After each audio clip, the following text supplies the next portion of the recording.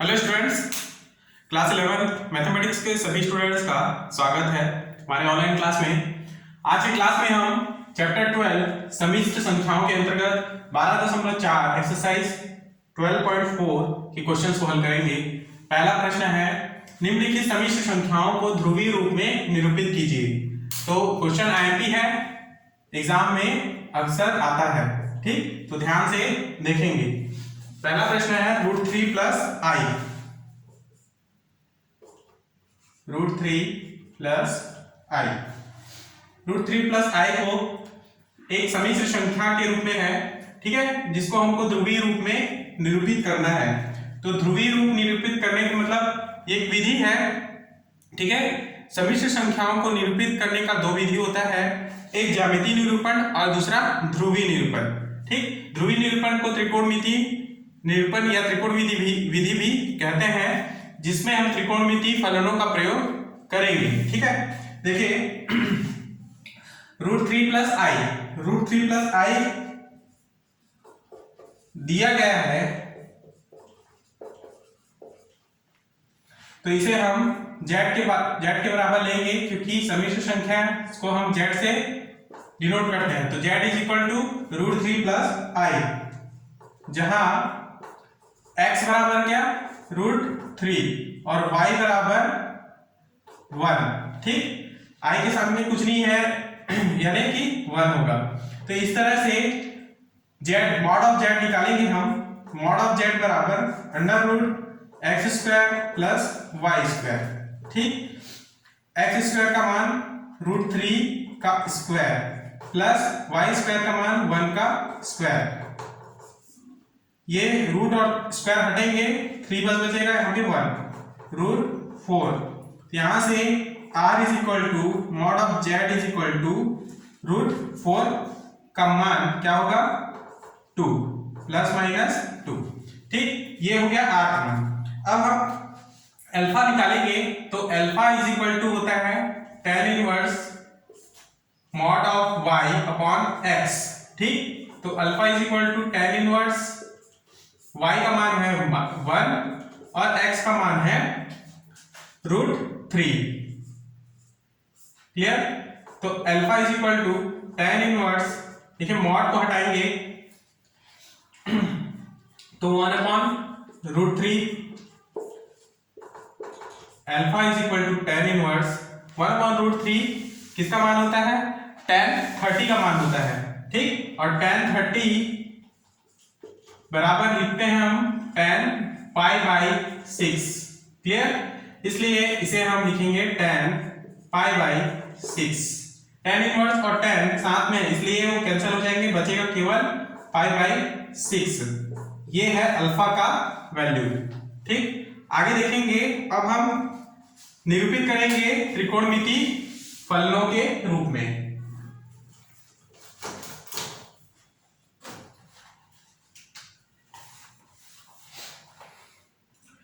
तो चूंकि z को निरूपित करने वाला बिंदु, चूंकि z को निरूपित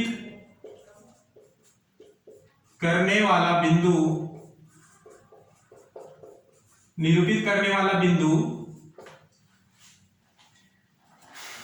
√3, 1 किसमें है, ये √3, 1 देखिए प्रथम चतुर्थांश में है ना, प्रथम चतुर्थांश में है। अतः इनके मान समान होंगे, मतलब कि z का गुणांक होगा। अतः z का गुणांक थीटा बराबर अल्फा बराबर π/6। ठीक, जो हमने अल्फा का मान निकाला है, यही क्या है, गुणांक है।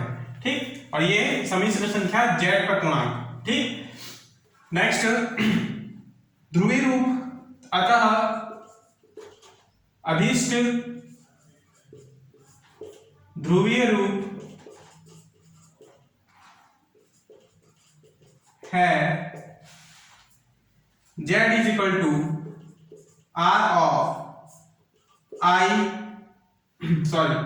cos theta plus i sine theta. ठीक है, तो z is equal to r का मान क्या है 2, तो आर का मान क्या निकाला है हमने प्लस माइनस 2, तो यहां लिखेंगे 2 cos थीटा का मान है π/6, तो cos π/6 plus i sign π/6। Clear? तो यही क्या है ध्रुवीय रूप, सम्मिश्र संख्या का ध्रुवीय रूप, और यही इसका अभिष्ट उत्तर। ठीक है, नेक्स्ट क्वेश्चन को समझेंगे।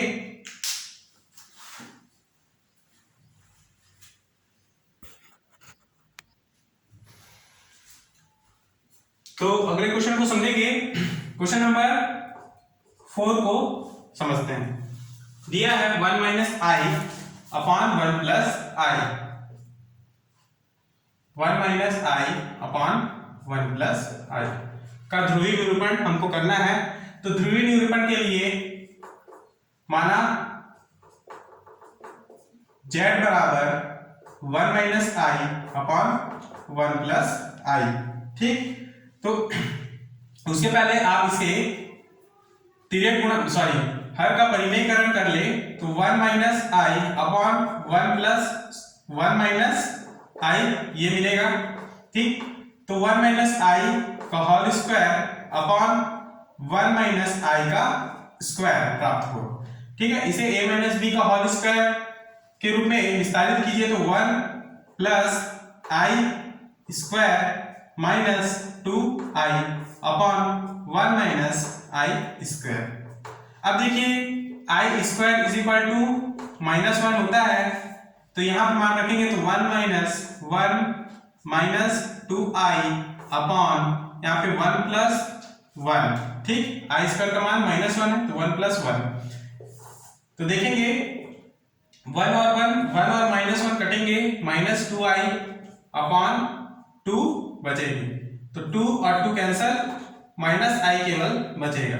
अब -i जो है समिश्र संख्याओं के रूप में है, लेकिन इसका जो वास्तविक भाग है ये क्या है अधिकल्पित भाग है। ठीक है, इसका वास्तविक भाग यदि हमको लिखना हो तो वो क्या होगा 0 प्लस माइनस i। ठीक है, या इसी को हम लिखेंगे 0 माइनस i। ठीक, तो वास्तविक भाग 0 और अधिकल्पित भाग है 1। ठीक, अब यहां से हम x और y का मान निकालेंगे, तो जहां x इज इक्वल टू क्या 0 और y इज इक्वल टू -1, तो यहां से हम z का मान निकालेंगे, मॉड ऑफ z का।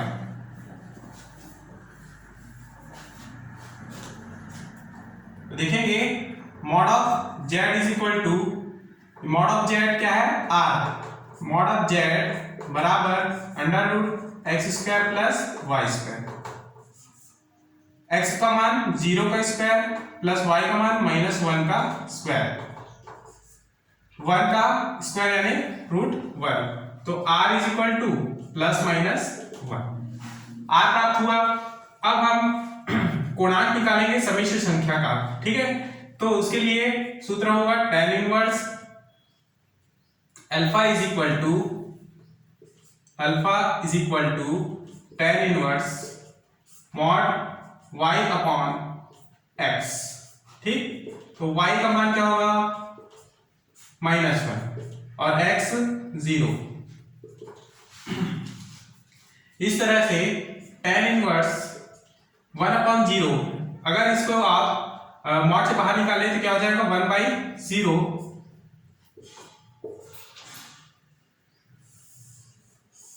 ठीक है, तो alpha is equal to tan inverse, ये देखिए 1/0 को हम क्या लिखते हैं इंफिनिटिव, 1/0 बराबर क्या होता है इंफिनिटिव होता है ना।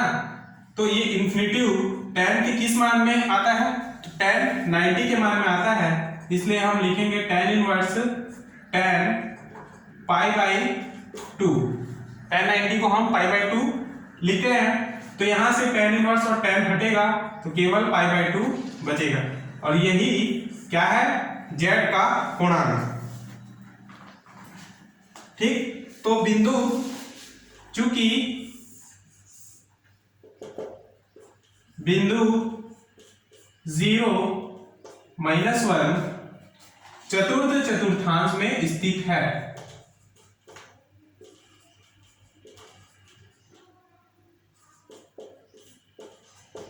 चतुर्थ चतुर्थांश में क्यों है? क्योंकि इसका ये x वाला जो पॉइंट है ये धनात्मक है और y जो है ऋणात्मक में है, इसलिए ये चतुर्थ चतुर्थांश में स्थित है। ठीक, अतः गुणांक argument of z is equal to minus alpha. ठीक है, चतुर्थ चतुर्थांश में हम माइनस अल्फा लेते हैं, तो यहां से माइनस अल्फा का मान क्या होगा? अल्फा का मान है π/2, यहां से -π/2, तो थीटा इज इक्वल टू क्या? -π/2। ये अभिष्ट गुणांक है। अब यहां से हम ध्रुवीय रूप में निरूपित करेंगे। ध्रुवीय रूप में लिखने पर अर्थात त्रिकोणमिति फलनों के रूप में लिखेंगे। ठीक, तो यहां से मान होगा z is equal to r of cos theta plus i sin theta. तो z is equal to r का मान हमने निकाला है 1। ठीक है, तो लिखेंगे 1। cos थीटा का मान है -π/2 प्लस i sin थीटा का मान है -π/2। ठीक, तो जहां z बराबर क्या हो जाएगा? cos माइनस थीटा का बराबर होता है cos थीटा, तो सीधे लिखेंगे हम cos π/2 और sin माइनस थीटा बराबर होता है माइनस sin थीटा, तो यहाँ पे -i sin π/2। तो ये हो गया अभिष्ट ध्रुवीय रूप और यही इसका अभिष्ट उत्तर है। क्लियर? इसके स्टेप्स को जानना जरूरी है कि किस स्टेप के बाद कौन से गणितीय रूप में हमको आगे बढ़ते जाना है। ठीक है, सबसे पहले इसको आप हल करेंगे। यहां से हल करने के बाद समिश्र संख्या के रूप में इसको लाएंगे और उसके बाद x और y का मान निकालकर उस r में इसको रखेंगे, x और y का मान। ठीक, r प्राप्त होने के बाद आप यहां से अल्फा बराबर tan इनवर्स y/x रखेंगे और उसमें हम x और y का मान रखकर अल्फा का मान निकालेंगे। ठीक है, देखेंगे कि किस चतुर्थांश में है। जो x और y का मान हमने निकाला था उसी को ही हम बिंदु कहेंगे, बिंदु 0 -1। तो ये इस प्रकार के चतुर्थ चतुर्थांश में स्थित है, तो इसका आर्गुमेंट ऑफ z बराबर -अल्फा है ना, तो इसको ही हम कोणांक कहते हैं, जिसको थीटा से डिनोट करेंगे, बराबर -π/2 होगा। ठीक, तो ध्रुवीय रूप में लिखने पर सूत्र ये है ना, और इसमें मान रखेंगे तो -cos थीटा बराबर होता है cos थीटा और -sin थीटा बराबर sin माइनस थीटा बराबर होता है -sin थीटा, इसलिए z बराबर क्या होगा? cos π/2 - i sin π/2। Clear? Next question को समझेंगे।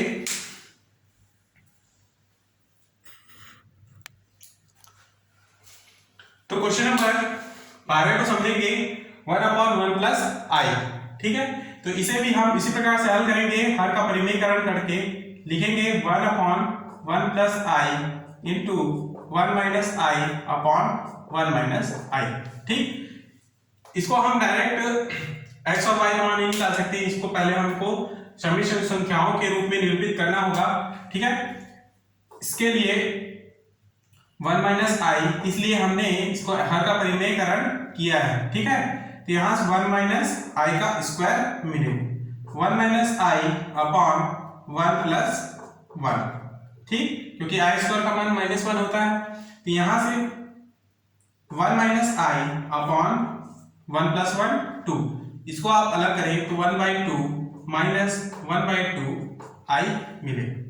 ठीक, तो अब ये क्या है? एक समिश्र संख्या के रूप में है। ठीक, जिसमें हम x = निकालेंगे 1/2 और y = होगा -1/2। यहां से r mod of z = x² + y² क्या होगा? √x का मान 1/2 का स्क्वायर प्लस वाई का मान -1/2 का स्क्वायर। ठीक, r इज इक्वल टू क्या, 1/4 प्लस 1/4, r बराबर 4, यहां से 2, तो कटेंगे 2 एकम 2 दूनी। ठीक, क्या बचेगा सीधे, r इज इक्वल टू √1/2, तो इसे हम r is equal two plus minus 1/√2 लिखेंगे। तो ये हो गया r का मान। अब यहां से हम अल्फा बराबर tan inverse mod of y upon x में मान रखेंगे y और x का, और हमको पूर्णांक प्राप्त होगा। तो tan इनवर्स मॉड y का मान हो गया -1/2 और x का मान है 1/2। मॉड से बाहर निकालें तो tan इनवर्स 1/2 अपॉन 1/2 कैंसिल हो जाएगा, तो यहां से tan इनवर्स 1 मिलेगा। अब देखिए tan इनवर्स बाहर में है और ये 1 का मान क्या है, तो इसमें 1 का मान किसमें होता है tan में, तो tan 45 का मान होता है 1, तो tan 45 को हम लोग tan π/4 लिखेंगे। यहां से tan इनवर्स ब्रैकेट में tan π/4, क्लियर। tan इनवर्स और tan हट जाएंगे, केवल बचेगा π/4, तो अल्फा इज इक्वल टू π/4। अब हम आगे बढ़ेंगे तो देखें, चूंकि बिंदु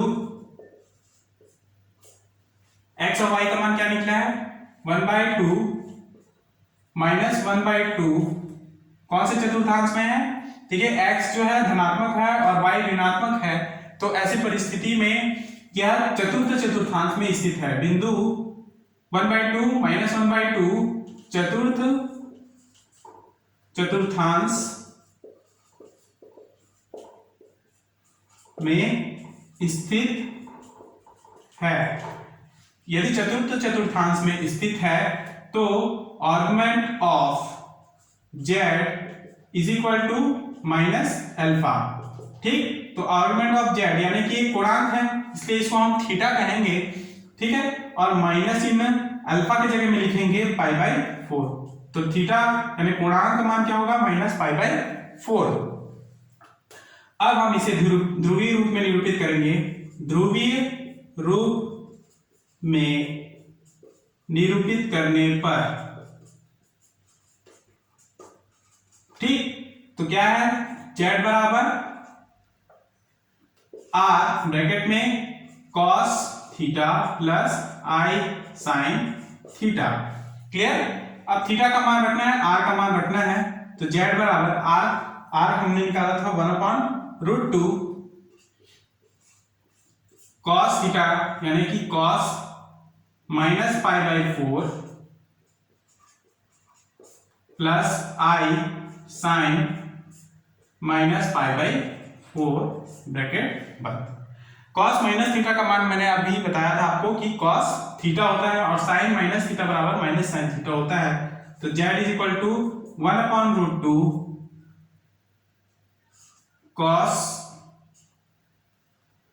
π/4 और यहाँ माइनस i sin π/4 होगा, और यही इसका अभीष्ट उत्तर है, क्लियर। तो इसी प्रकार से बाकी क्वेश्चंस को भी आपको बनाने हैं।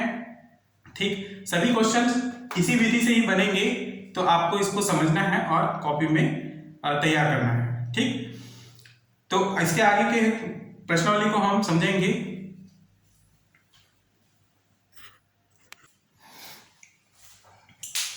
नेक्स्ट एक्सरसाइज है 12.5। एक्सरसाइज 12.5 को समझेंगे। ठीक, तो द्विघाती समीकरण, नेक्स्ट पॉइंट है द्विघाती समीकरण को समझे। बीजगणित का मूलभूत प्रमेय है ना, प्रत्येक बीजीय समीकरण सम्मिश्र संख्याओं के समुच्चय में कम से कम एक मूल रखता है। ठीक, तो सम्मिश्र संख्याओं के अंतर्गत एक मूल कम से कम रखता है बीजीय समीकरण का सूत्र। ठीक है, यदि a b c सम्मिश्र संख्या है और a ≠ 0 तो समीकरण ax² + bx + c = 0 को द्विघात समीकरण या वर्ग समीकरण कहते हैं, क्योंकि इसमें सबसे बड़ा घात क्या है, स्क्वायर ही है, जिसको हम वर्ग कहते हैं, इसलिए क्या कहलाएगा, ये वर्ग समीकरण कहलाएगा। ठीक, तो इसका क्वेश्चन तो समझेंगे। निम्नलिखित समीकरण को हल कीजिए। ठीक, तो पहला प्रश्न है x² + 3 = 0। तो लेंगे हम x² + 3 = 0। x² बराबर -3। ठीक, तो यहां x बराबर √-3। तो x अब देखिए हमको पता है कि -1 का मान होता है i। ठीक, तो इसको हम इस प्रकार से तोड़ सकते हैं, -1 × 3, कोई बदलाव नहीं होगा, है ना। इसको वापस आप इंटू करते हैं तो √-3 ही प्राप्त होता है, इसलिए हम इसको इस प्रकार से लिख सकते हैं, √-1 का मान होता है i, है ना, और ये √3 ऑलरेडी रहेगा, और -1 का मान होगा i, जो रूट के बाहर होगा। तो ये हो गया x का मान, ये प्लस माइनस √3i होगी। तो x के दो मान प्राप्त होंगे, एक धनात्मक √3i और दूसरा ऋणात्मक √3i। यही इसका अभिष्ट उत्तर है इस समीकरण का। क्लियर। नेक्स्ट क्वेश्चन को समझेंगे।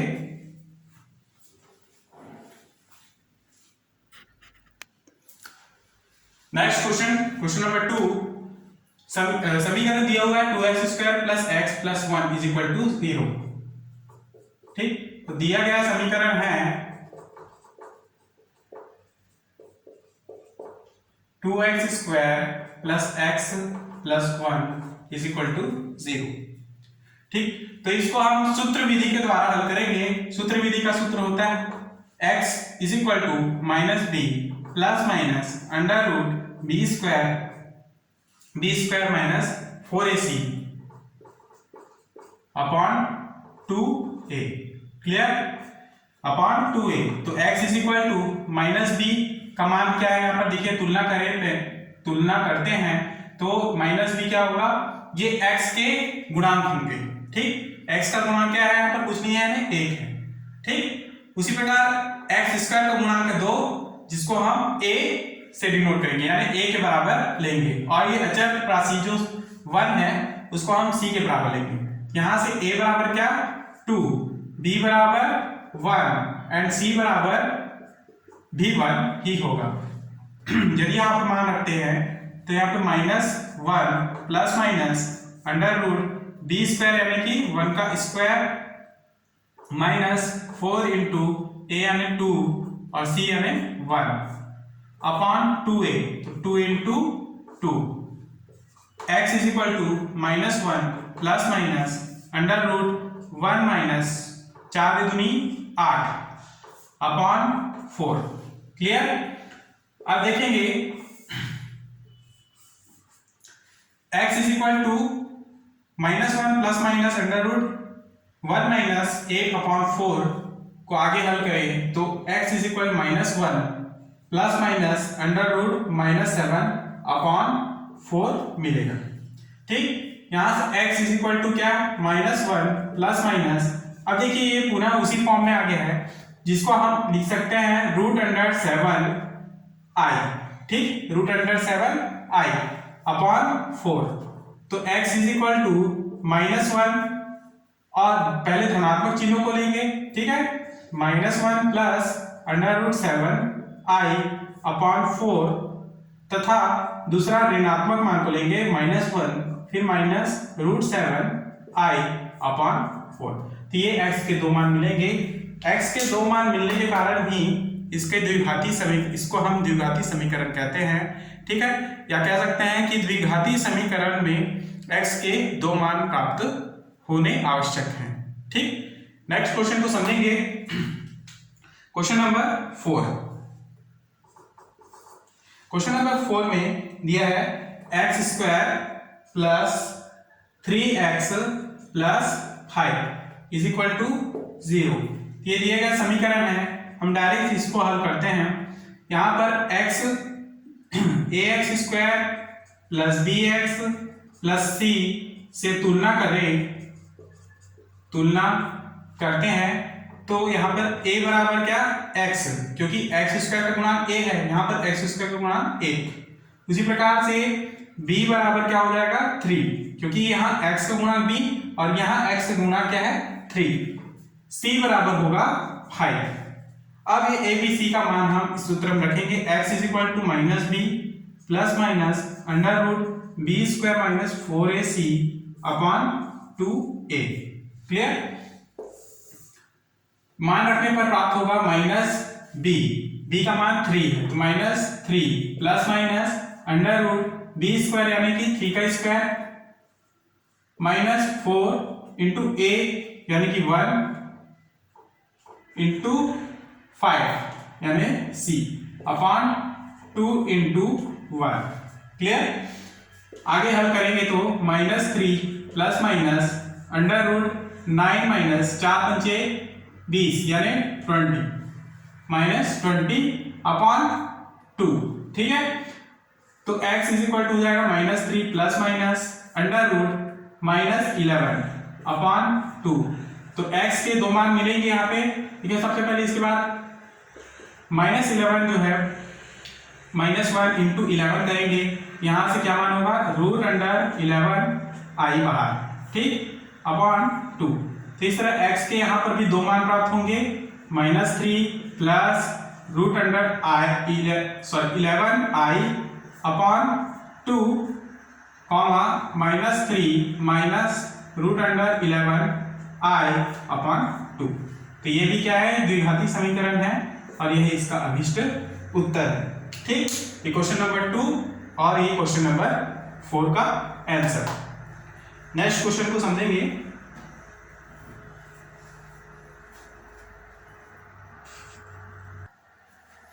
क्वेश्चन नंबर 9 को समझेंगे। 27x square minus 10x plus 1 is equal to 0। ठीक, दिया है ये वर्ग समीकरण, तो इसको हम वर्ग समीकरण एक व्यापक समीकरण ax square plus bx plus c is equal to 0 से तुलना करेंगे। यहाँ a बराबर क्या 27, b बराबर माइनस 10 और c बराबर 1। क्लियर? तो यहाँ से सूत्र होगा x is equal to minus b plus minus under root b square minus 4ac upon 2a। Minus b is equal to क्या है माइनस 10 है ना, तो माइनस ऑलरेडी है और b का मान माइनस 10 है तो माइनस माइनस हो जाएंगे plus 10 plus minus under root minus 10 का whole square 4 into 27 into c का मान है 1 अपॉन 2 इंटू 27। तो x is equal to under root 10 plus minus under root 10 का स्क्वायर यानी कि 100 माइनस 4 दूनी 8। ठीक, ये 4 इंटू 27 का मान होगा 108। क्लियर? अपॉन 2 इंटू 27 इसका मान होगा 54। तो x इज इक्वल टू क्या 10 plus minus under root minus 8 upon 54। तो यहाँ पर 10 x बराबर 10 प्लस माइनस इसको हम लिखेंगे अंडर रूट 8i अपॉन 54। यहाँ से 10 के x के दो मान मिलेंगे plus 10 plus root 8 upon root 8i upon 54 और 10 plus 10 minus root 8i upon 54। Clear? अब यहां से इसको और पुनः आगे बढ़ा सकते हैं, जैसे कि रूट 2 को हम 2√2 लिखेंगे 2√2i अपॉन 54। इसी प्रकार इसे हम लिख सकते हैं 10 माइनस 2√2i अपॉन 54। अब यहां से 2 को कॉमन ले लिए तो अंदर ब्रैकेट में बचेगा 5 प्लस √2 अपॉन 54 √2i अपॉन 54। उसी प्रकार से यहाँ भी 2 को कॉमन लेंगे तो ब्रैकेट में 5 माइनस √2i अपॉन 54 मिलेगा। अब यहाँ से 2 से 54 को डिवाइड कीजिए तो x के 2 मान प्राप्त होंगे। यहाँ पर 5 प्लस √2i अपॉन 27। ठीक, उसी प्रकार से 5 माइनस √2i अपॉन 27। तो ये द्विघाती समीकरण है क्योंकि इसमें भी x के 2 मान प्राप्त हुए। ठीक, तो क्लास हम यहीं पर समाप्त करेंगे। धन्यवाद।